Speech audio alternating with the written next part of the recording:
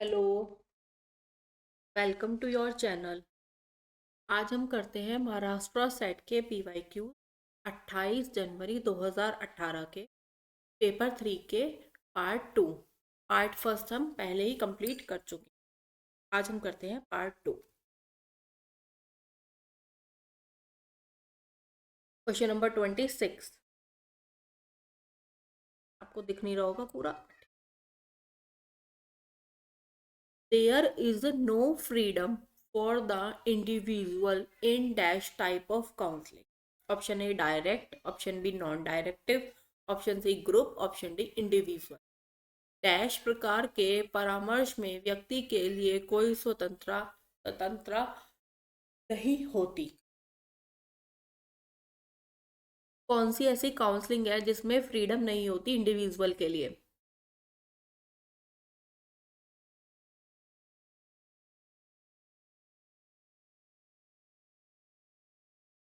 तो आंसर होगा direct counselling.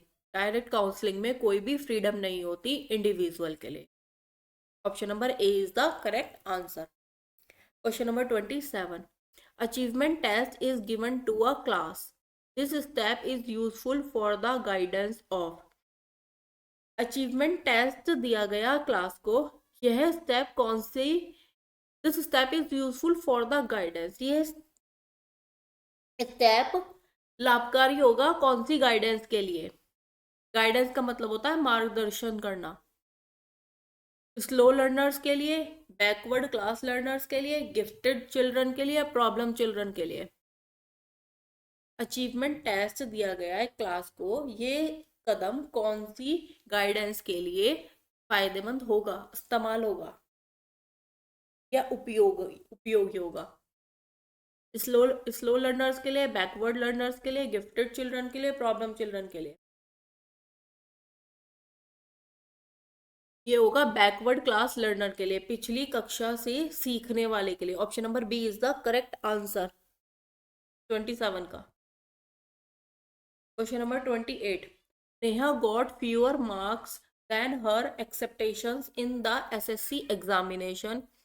She states that this is because the examiners did not check SSC exam papers properly. This is an example of defense mechanism. यहाँ पे जो did not check के बाद 332 लिखा गया है, टाइपिंग मिस्टेक हो गई है, SSC ही आएगा the papers properly. This is an example of dash defence mechanism. Neha को उसकी उम्मीद से कम मार्क्स मिले एसएससी एग्जामिनेशन में। वो ये कहती है एग्जामिनर ने पेपर्स एसएससी वालों के ने अच्छे से चेक नहीं करे। ये कौन सा डिफेंस मैकेनिज्म का एग्जाम्पल है? Option number A projection, option B negativism, option C suppression, option D rationalisation.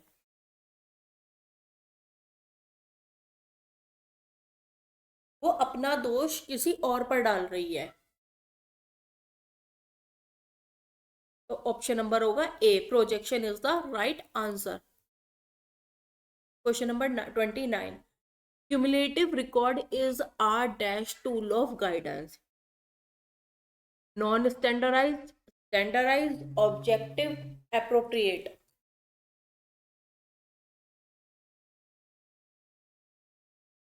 Cumulative record एक टूल ऑफ गाइडेंस है। स्टैंडर्डाइज्ड है, नॉन स्टैंडर्डाइज्ड है, ऑब्जेक्टिव है, अप्रोप्रिएट है।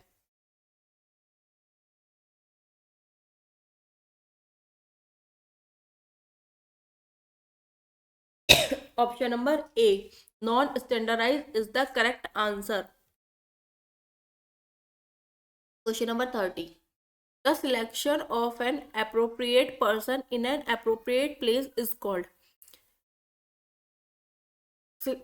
सिलेक्शन हुआ है एक सही पर्सन का सही जगह पर, उसे हम क्या बोलेंगे? प्लेसमेंट बोलेंगे, फॉलो अप बोलेंगे, गाइडेंस बोलेंगे, काउंसलिंग बोलेंगे। गाइडेंस होता है मार्गदर्शन करना, काउंसलिंग होता है परामर्श करना। सही पर्सन का सही जगह सिलेक्शन हुआ है, उसे हम क्या बोलेंगे?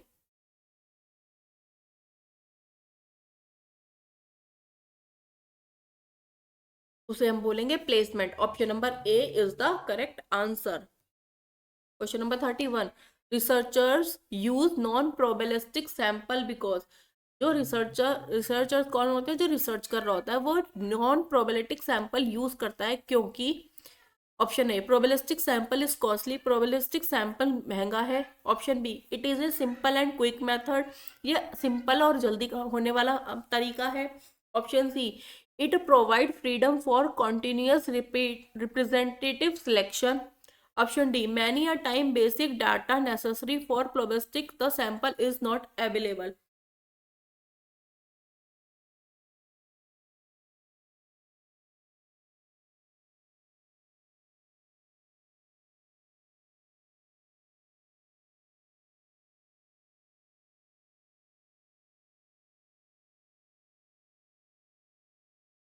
Researcher non probabilistic sample use करते हैं क्योंकि many a time basic data necessary for probabilistic sample is not available.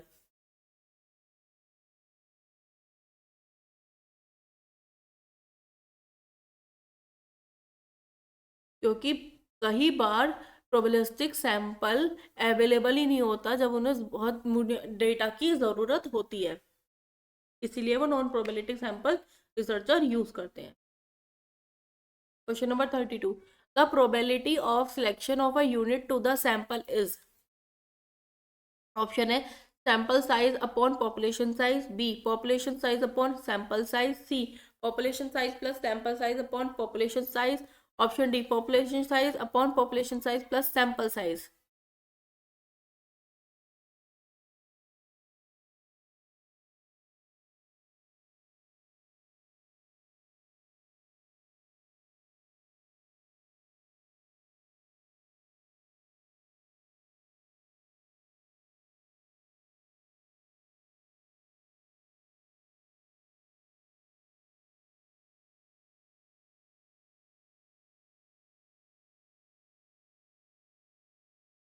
इसका आंसर होगा option number B population size upon sample size. Question number 33, the sampling interval for systematic sampling is calculated by the formula. Systematic sampling calculate करने का formula कौन सा है? Option A, option B, option C, option D. Option A population size upon desired sample size, option B sample size upon population size, option C population size minus sample size upon 2, option D population size plus sample size upon 2।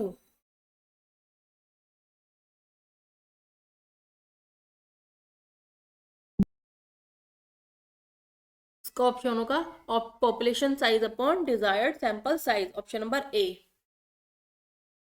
Question number 34, which of the following does not belong to the random sampling technique. कौन सा इनमें से है जो belong नहीं करता random sampling technique से? Option A systematic sampling, cluster sampling, proportional stratified sampling, purposive sampling. कौन सा इनमें से बिलोंग नहीं करता रैंडम सैंपल टेक्निक में से, नॉट पूछा है।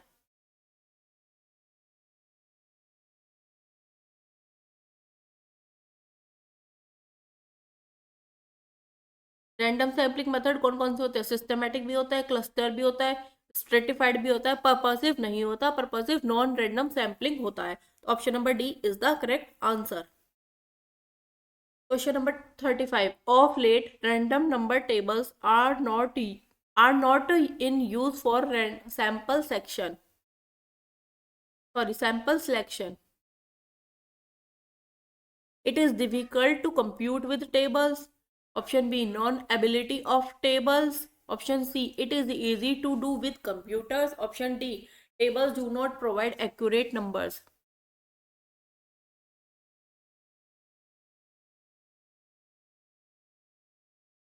रैंडम नंबर टेबल्स अब यूज नहीं होती सैंपल सिलेक्शन के लिए, क्यों? कारण क्या है? डिफिकल्ट है कंप्यूट करना टेबल्स से, एबिलिटी नहीं है, उपलब्ध नहीं है टेबल्स, या कंप्यूटर से करनी आसान हो गई है, या टेबल्स जो है एक्यूरेट नंबर प्रोवाइड नहीं करती। तो अब काम कंप्यूटर से करना इजी हो गया, तो इसका आंसर होगा option number C, it is easy to do with computers. Option number C is the correct answer. Question number 36,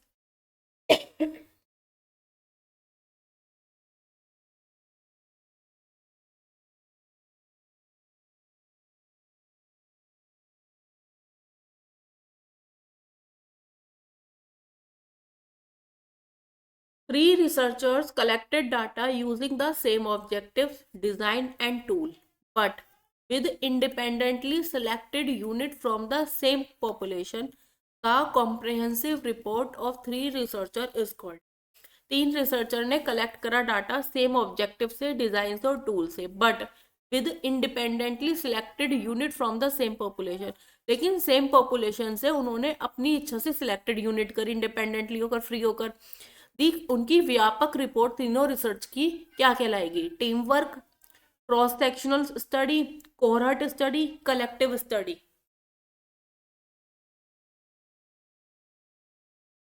तो इनकी कहलाएगी team work. Option number A is the right answer.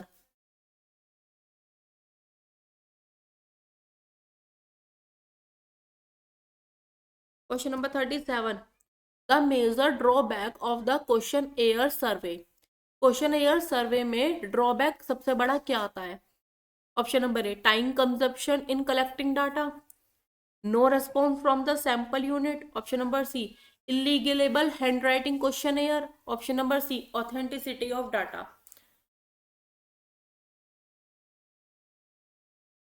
Data collect करने में time बहुत ज़्यादा लगता है, sample unit में रिस्पॉन्स नहीं मिलता, क्वेश्चन ईयर जो बनाते हैं वो हैंड राइट में इलीगल होते हैं, अस्पष्ट होते हैं, समझ नहीं आते, या डाटा की प्रामाणिकता, authenticity of data. Question number 37 का ऑप्शन होगा डी, ऑथेंटिसिटी ऑफ डाटा।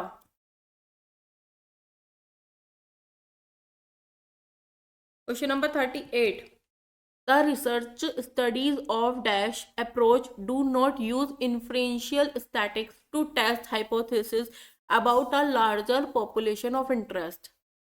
जो रिसर्च स्टडीज होती है इन्फ्रेंशियल स्टैटिक्स यूज नहीं करते टेस्ट करना हाइपोथेसिस के लिए, because about a large population of interest का वजह से। क्या कारण है? Associational research, non experimental, experimental, descriptive. कौन सी ऐसी अप्रोच होती है जो यूज नहीं करी जाती inferential statics to test hypothesis about a larger population of interest? कौन सी रिसर्च में हम इन्फ्रेंशियल स्टैटिक्स नहीं लगाते टेस्ट हाइपोथेसिस करने के लिए? यहीं से ही समझ में आ जाएगा answer. Option number D, descriptive.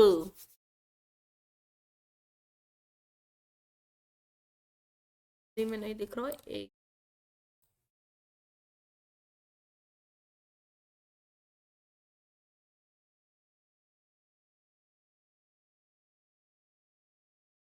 Question number 39,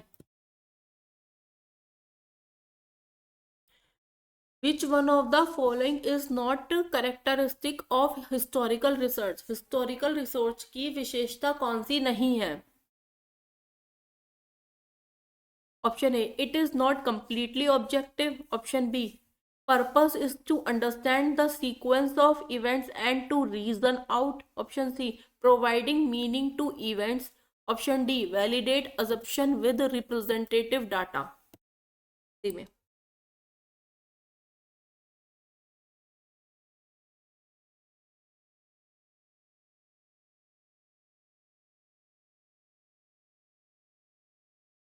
निम्नलिखित में से कौन सी विशेषता ऐतिहासिक शोध की नहीं है?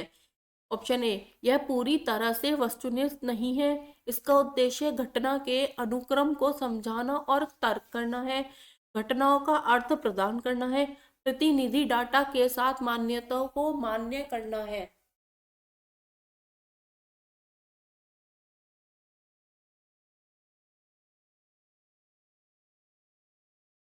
इसका आंसर होगा option number A it is not completely objective, यह पूरी तरह से वस्तुनिष्ठ नहीं है। Option number A is the correct answer.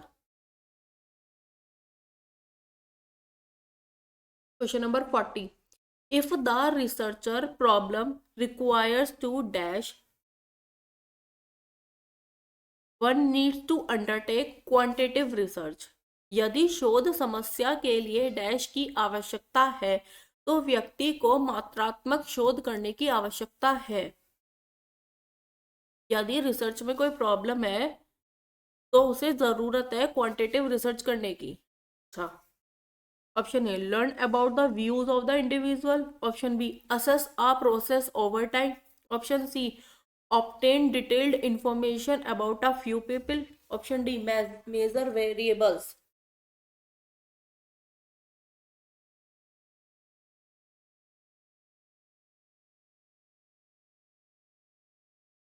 Option D is the correct answer, measure variables.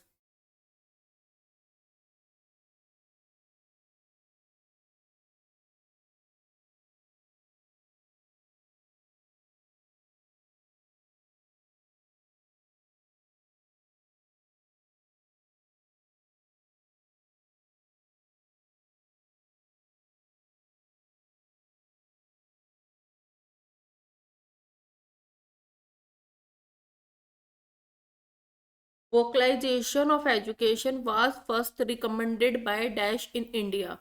Vocalisation of education सबसे पहले इंडिया में किसके द्वारा रिकमेंडेड करा गया था? Hunter commission, Sargent commission, Radhakrishnan commission, Kothari commission. सबसे पहला कमीशन कौन सा आया था? इंडिया आज़ाद होने के बाद सबसे पहला कमीशन आया था राधाकृष्णन कमीशन। इसको हम यूनिवर्सिटी कमीशन भी बोलते हैं, 1948 में आया था। उसके बाद आया था मुदालियर कमीशन, जिसको हम सेकेंडरी एजुकेशन कमीशन बोलते हैं। सेकेंडरी एजुकेशन कमीशन किसकी सिफारिश पर आया था? वो आया था राधा कृष्णन कमीशन की सिफारिश पर। फिर उसके बाद आया था कोठारी कमीशन। कोठारी कमीशन ने सबकी बात करी थी। इसे हम कॉम्प्रहेंसिव कमीशन भी बोलते हैं, क्योंकि इसने सेकेंडरी, प्राइमरी, हायरी, टेक्निकल सबके बारे में बात करी थी। ये आया था 1964 में। उसने अपनी रिपोर्ट सबमिट करी थी 1966 ने, कोठारी कमीशन ने। वोकलाइजेशन की बात कौन से वोकलाइजेशन ऑफ एजुकेशन की बात कौन से कमीशन ने सबसे पहले करी थी इंडिया में? वो करी थी हंटर कमीशन ने। आंसर नंबर ए।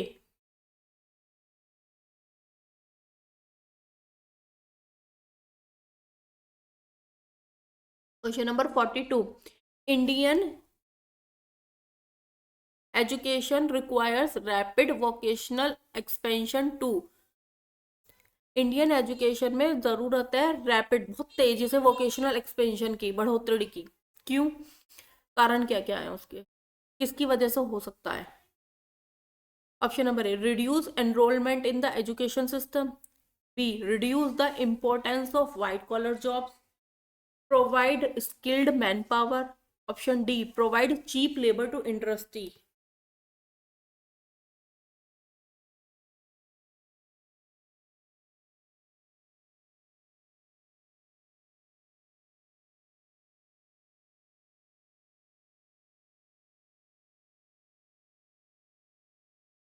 Provide skilled man power. Indian education को रिक्वायर्स है रैपिड वोकेशनल एक्सपेंशन की, तो उसको क्या करना कर पड़ेगा? प्रोवाइड स्किल मैन पावर, कुशल जनशक्ति उपलब्ध हो, जब भी वोकेशनल एक्सपेंशन इंडिया का तेजी से बढ़ेगा। Option number C is the correct answer. Question number 43, MHRD India has proposed as a policy to dash. Option number A, encourage degree college to integrate vocational course adoption. Option B, start independent vocational courses. Option C, confine vocationalization at 2+ level. Option D, introduce vocational courses in every degree course.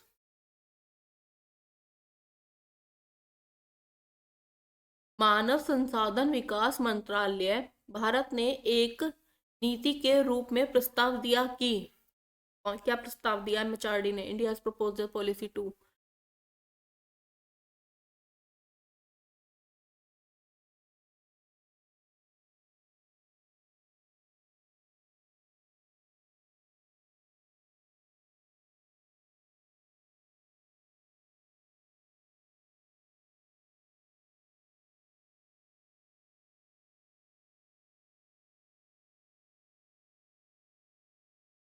इसका answer होगा option number A, encourage degree colleges to integrate vocational course adaptation. यहाँ पे option number सी गलत type हो गया, option number ए इसका is the correct answer.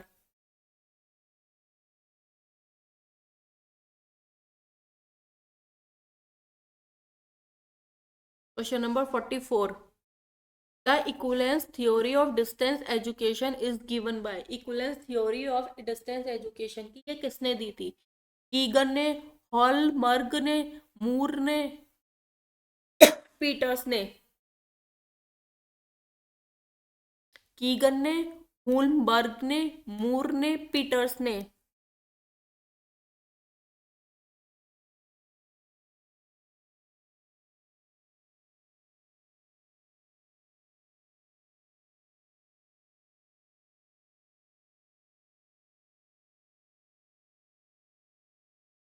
इसका answer होगा option number C, Moore. Question number 45, from the following which is not an important feature of the distance education system? कौन सा खासियत नहीं है डिस्टेंस एजुकेशन सिस्टम की, विशेषता नहीं है? Study material, electronic media, assignment, classroom?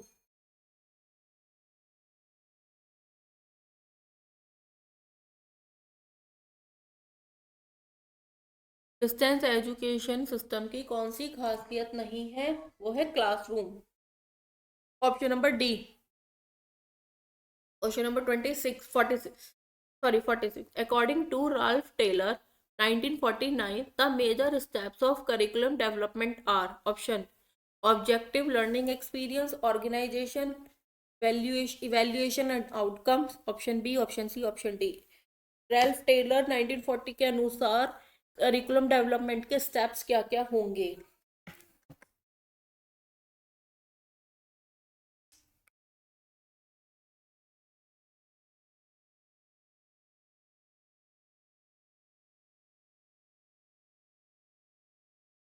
Option होगा इसका answer A, objective learning experience, organisation, evaluation and outcome. Option number A is the right answer.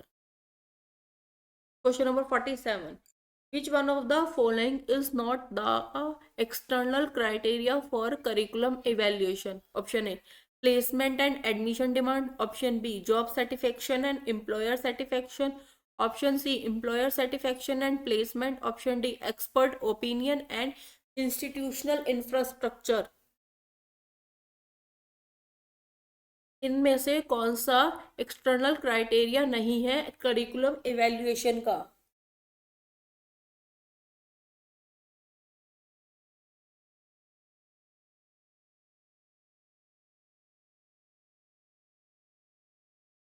External criteria curriculum evaluation, option number D, expert opinion and institutional infrastructure.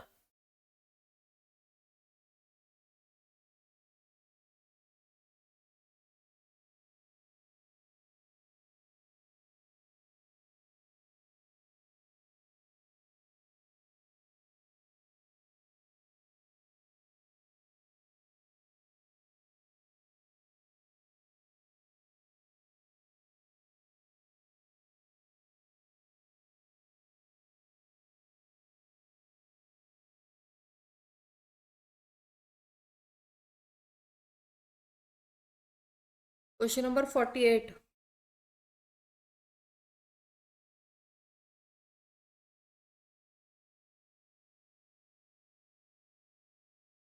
Question number 47 का answer number D होगा। यहाँ पे typing में mistake है, ये ए नहीं होगा, ये डी होगा। Question number 48, Scriven formative model 1967 of curricular evaluation does not advocate field traits of course material, interacting with learners together, gather opinions by external group on course development, pre-product evaluation to meet the curricular goals।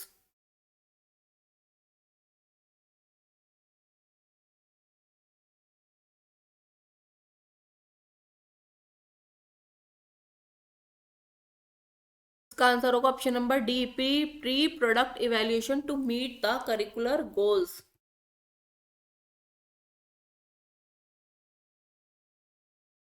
Question number 49, choice based credit system CBCS curriculum provides scope for analyze theory practical separately and evaluate Option B, integrate theory and practicums as a unit of valuation.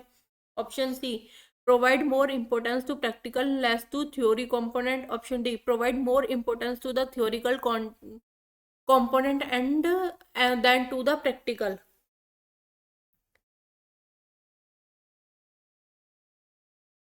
Option number B is the right answer. Choice-based credit system curriculum provides scope for integrate theory and practicums as a unit of evaluation. Option number B is the correct answer.